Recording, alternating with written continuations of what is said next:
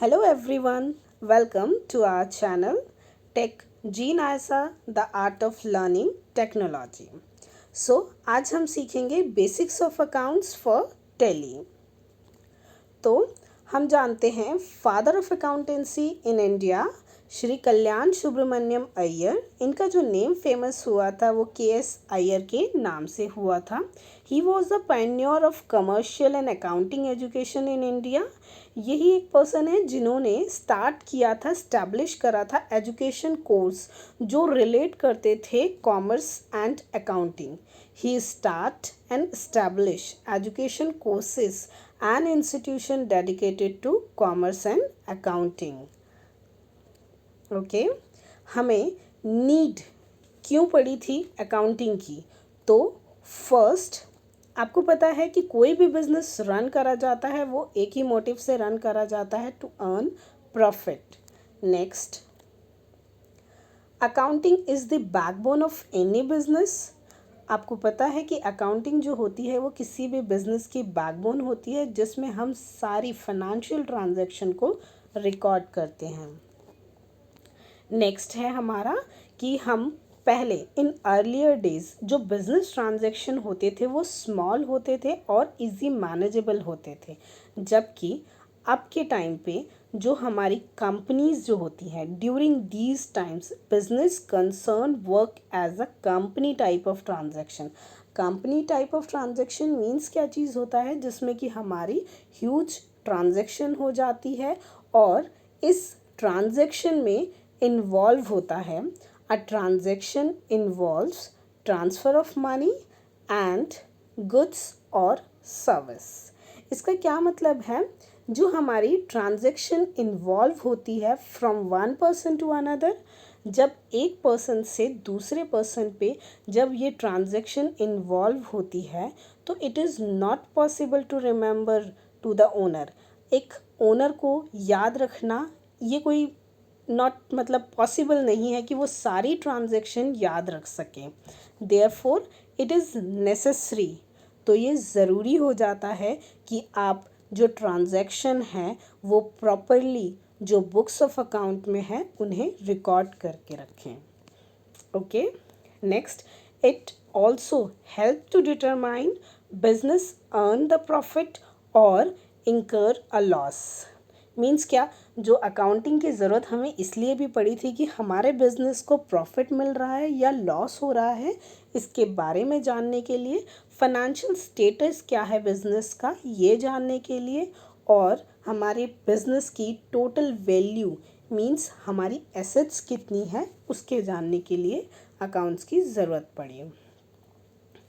Next है, it is needed in a business to provide the information which is useful. Means क्या कि accounts जो maintain करता है उसको इंफॉर्मेशन रहती है अपने बिजनेस की जिससे कि वो प्रोसेस कर सके, मतलब प्लानिंग कर सके अपने बिजनेस को अपग्रेड करने के लिए, कंट्रोलिंग कर सके, डिसीजन ले सके अपने बिजनेस को बढ़ाने के लिए। ओके, अकाउंट्स जो होती है पहले दो तरीके से मेंटेन होती थी। आपका होता था मैनुअल एंड कंप्यूटराइज। मैनुअल का क्या मतलब है कि आपने पहले देखा होगा कि पहले रजिस्टर में सारे अकाउंट्स मेंटेन होते थे जिसे हम बुक कीपिंग कहते थे। आपने पुरानी मूवीज़ वगैरह में देखा होगा कि एक मुंशी जी होते थे जो रेड कलर की डायरी लेके रखते थे। ओके, तो जिसे हम कहते थे बही खाता। अब जो होता है क्या चीज़ है कि अब हमारा जो अकाउंट्स मेंटेन होता है वो कंप्यूटराइज होता है।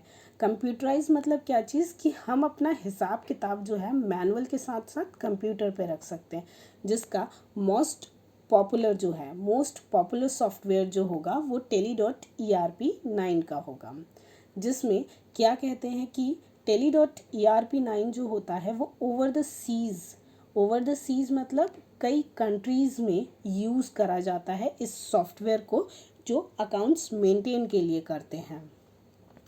तो हम स्टार्ट करते हैं कि अकाउंट्स के बारे में थोड़ा सा और जानने के लिए।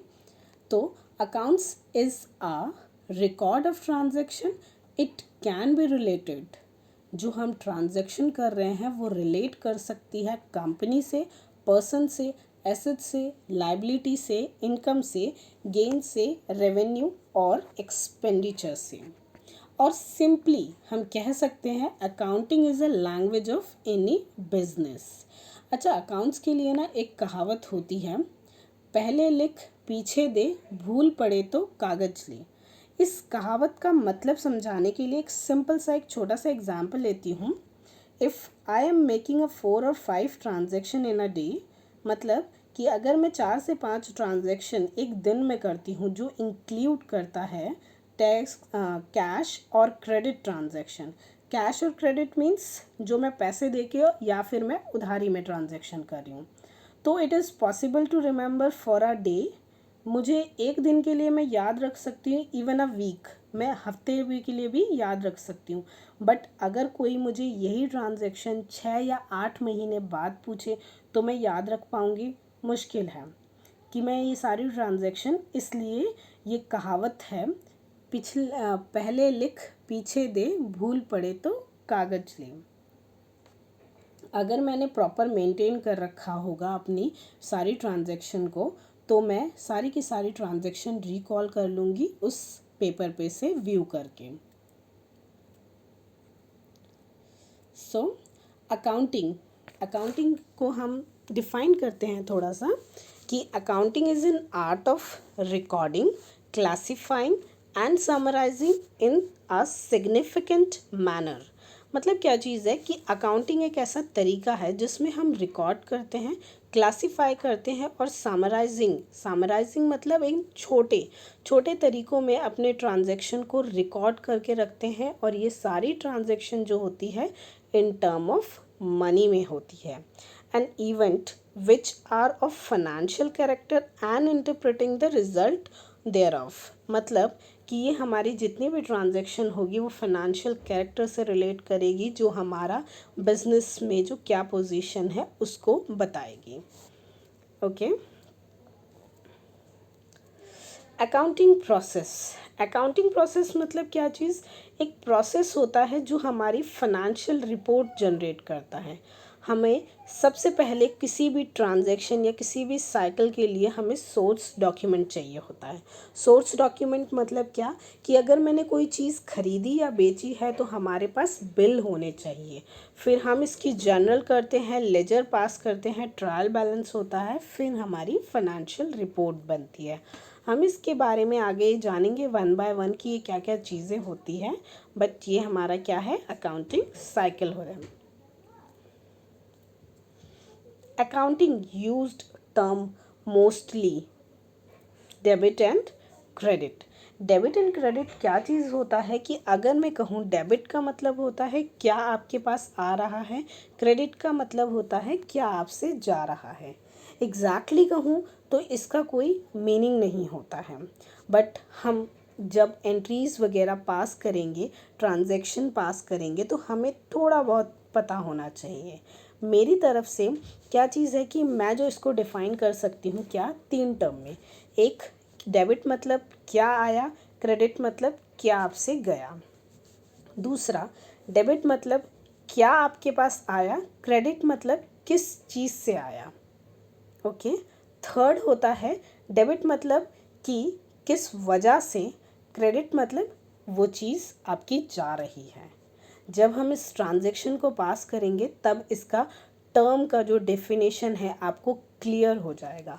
अभी के लिए simply it has no meaning at all, but ये एक टी शेप होता है। टी शेप का एक फॉर्मेट अकाउंट्स में यूज़ करा जाता है जिसकी एक साइड पे डेबिट होता है, दूसरी साइड पे क्रेडिट होता है। ओके। टाइप्स ऑफ अकाउंट्स जो होते हैं हमारे 2 तरीके के होते हैं, पर्सनल और एक होता है इम्पर्सनल। इम्पर्सनल में भी 2 अकाउंट आ जाएंगे, real and nominal. So first हम स्टार्ट करते हैं personal account. Personal account are the account of the person, artificial representative firm, concern and institution which the business deal.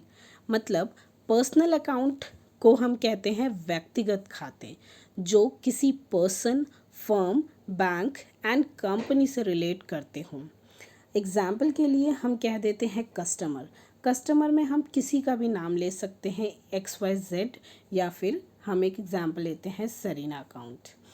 Supplier account, supplier means क्या चीज़ हो जाता है कि जैसे कि हमने ले लिया हरी प्राइवेट लिमिटेड, या फिर आप कोई सा भी ले सकते हो, कोई भी बैंक हो सकता है, कोई भी फर्म हो सकता है। नेक्स्ट है आपका रियल अकाउंट। रियल अकाउंट होते हैं वस्तुगत खाते।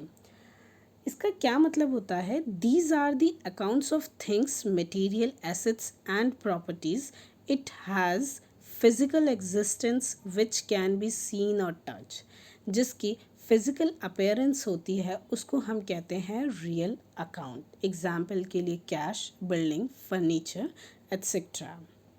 नेक्स्ट होता है हमारा नॉमिनल अकाउंट, अवास्तविक खाते। इसमें क्या चीज़ होता है कि हमारी कंपनी के सारे खर्चे या नुकसान या फ़ायदे या फिर आपकी जो इनकम होती है वो नोट करते हैं। मीन्स क्या? Nominal account are the account of service receive, expense and loss and service given, income or gain. Example के लिए cost of goods sold, salary expenses etcetera. Okay. Golden rule, accounts के golden rules होते हैं, ये famous है, मैं इसको और एक्सप्लेन करूँगी, बट अभी हम जानते हैं हमारा गोल्डन रूल्स।